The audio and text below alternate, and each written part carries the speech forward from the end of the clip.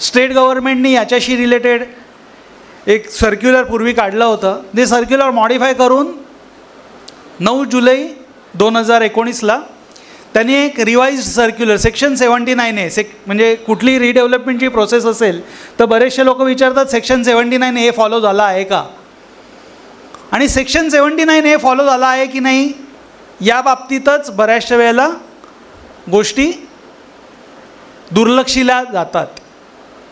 Section 79A sir प्रभू sir नंतर आल्यानंतर डिटेलमध्ये घेतील. मला आता सर्क्युलर डिस्कस करायला सांगितले. सर्क्युलर डिस्कस करायची जर का वेळ आली आणि सर्क्युलर डिस्कस करायचं म्हटलं तर हे सर्क्युलर असं सांगतं की रिडेव्हलपमेंटची प्रोसेस ही स्टार्ट करण्याचा किंवा सुरू करण्याचा अधिकार हा मॅनेजिंग कमिटीला नाहीच आहे मुळी. हा तुमच्या ॲन्युअल जनरल बॉडी मीटिंगला सुद्धा नाही आहे.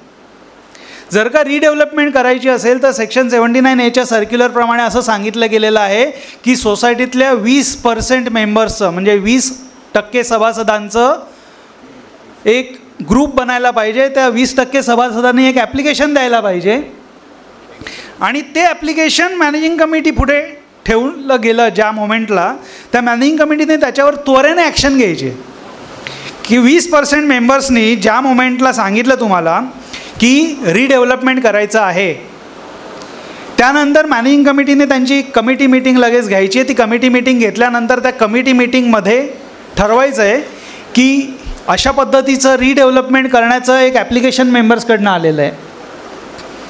हे ॲप्लिकेशन आल्यानंतर मॅनेजिंग कमिटीने त्याच्यावर काम करायचं आहे. मॅनेजिंग कमिटीने काम काय करायचं आहे त्याच्यावर मॅनेजिंग कमिटीने रिडेव्हलपमेंटची गरज आहे का हे जाणून घेण्यासाठी एक project management consultancy firm appoint करायची आहे. हे मॅनेजमेंटने स्वतः परत काहीच डिसिजन घ्यायचा नाही आहे. कमिटीने कुठलाही डिसिजन घ्यायचा नाही आहे. कमिटीने काय करायचं एक project management consultancy firm appoint करायची आहे. ती प्रोजेक्ट मॅनेजमेंट कन्सल्टन्सी फर्म कुठली असावी याची पण डिस्क्रिशनरी पॉवर कमिटीकडे नाही आहे. त्याच्यासाठी त्या लोकांनी टेंडर्स मागवायची आहेत किंवा कोटेशन्स मागवायची आहेत.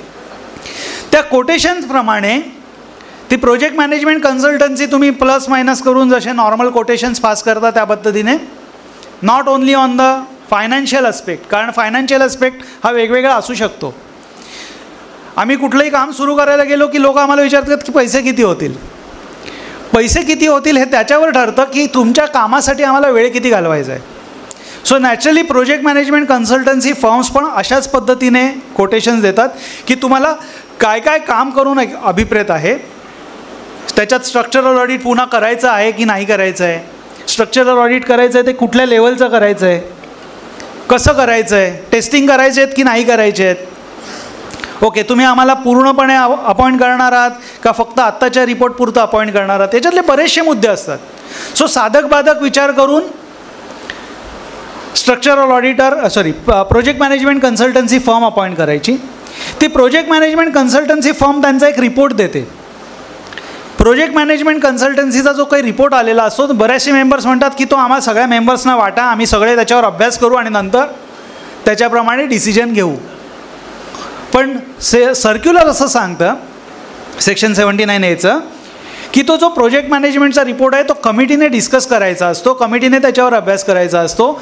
ज्या मेंबर्सना तो रिपोर्ट बघायचा आहे ते मेंबर्स सोसायटीच्या ऑफिसमध्ये येऊन तो बघू शकतात, स्वतःचं काही मत आहे ते नोंदवू शकतात आणि त्या पद्धतीने ती project management consultancy firm final करायची.